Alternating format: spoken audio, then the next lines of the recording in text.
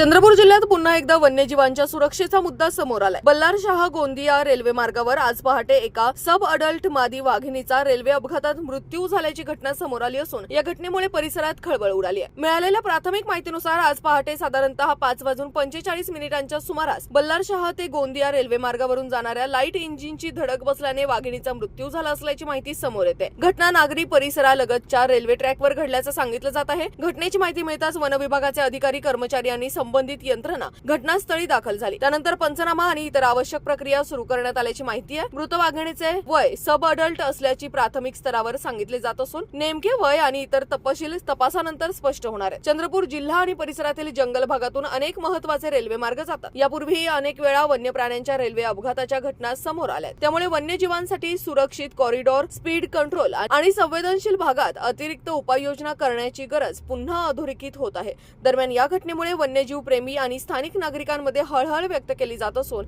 या प्रकरणी वन विभागाकडून पुढील तपास सुरू आहे।